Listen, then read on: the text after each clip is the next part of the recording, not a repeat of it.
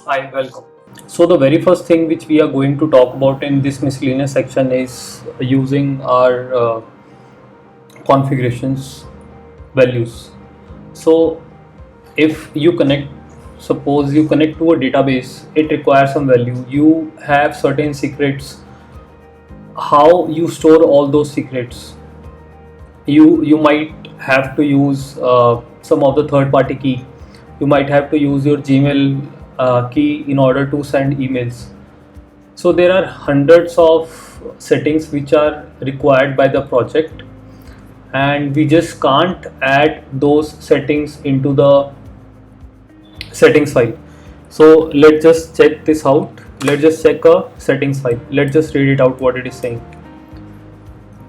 In the settings file, there is a settings called allowed host. We know in the previous video we manually add it onto the server.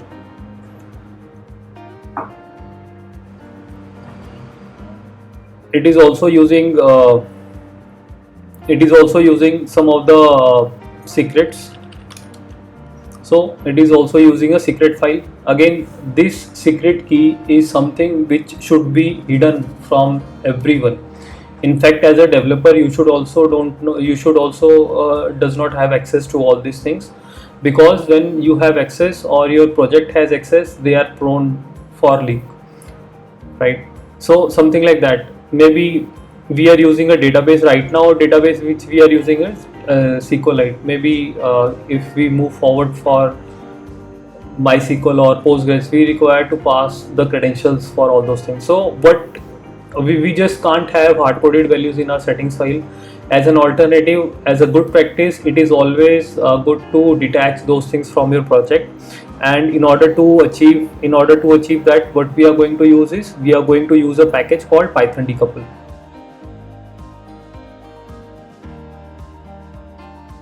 So Python decouple,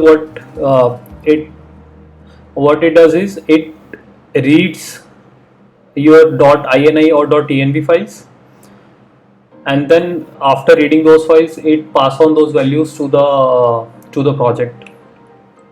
And for security purpose, we don't keep all these .env and .ini in the Git repo, because they should be excluded, right?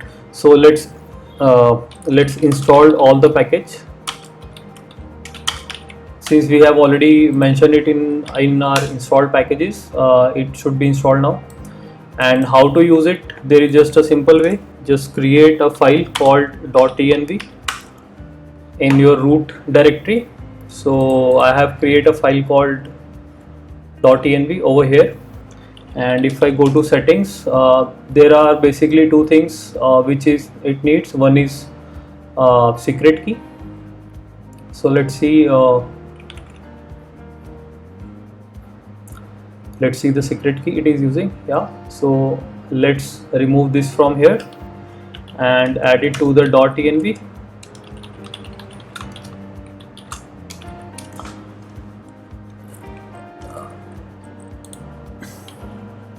You can put these values in single quotes. That will also read. If you don't use a single quote, that will also be read by the package. And in order to use this key, what we just have to import it. We just have to import from decouple,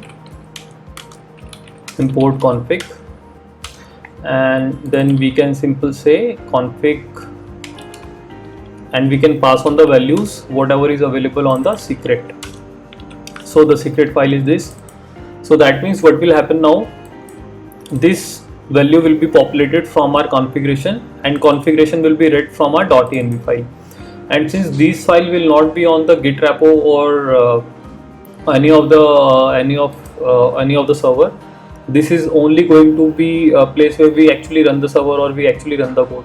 So in that way, we can, on the local, we can have our own values, and on production can have its own values, right? So suppose if even your local got exposed, then you don't be having the production value, so that will not be that critical. And I can see there is allowed host. I can say let's say allowed host as 127.0.0.1 and something like that. And I know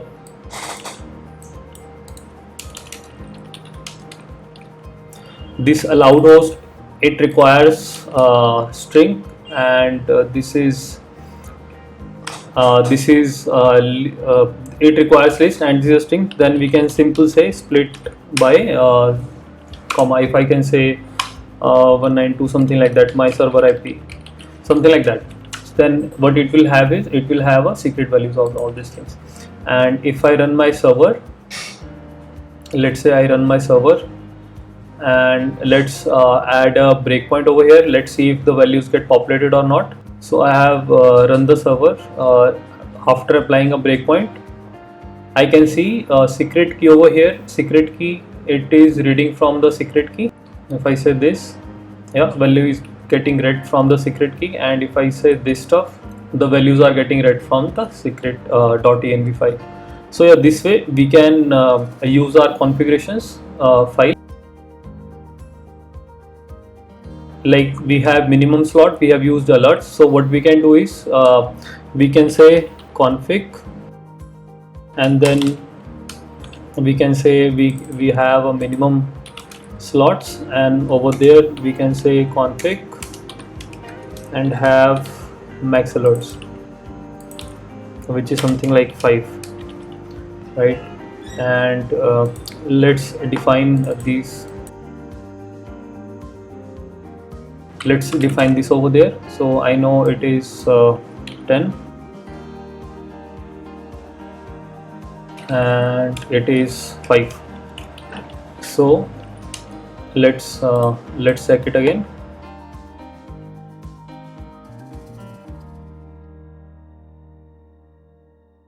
Yes, it is reading a 10, and it is reading 5. Now we know that since it is reading it as a string, not int, and I know it has to be a int. It has to be a int, not string. So what I can do is I can add another this thing option called int. I am just typecasting it to int values, so that everywhere it is available as int.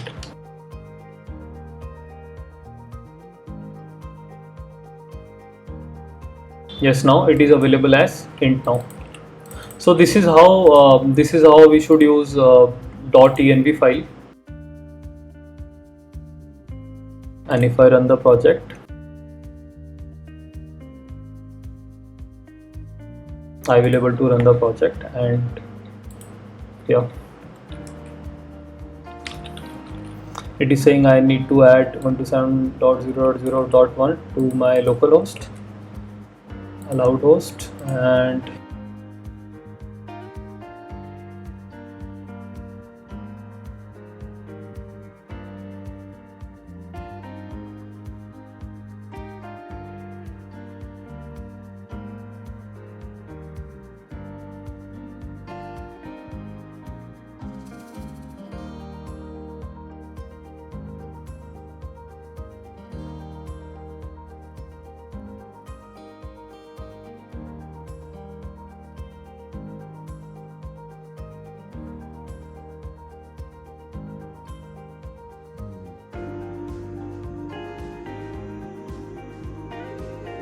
so after changing the env values, I have to manually restart my server because these changes are not recognized by the server. And yes, now it is working. So yeah, that's it. Thank you.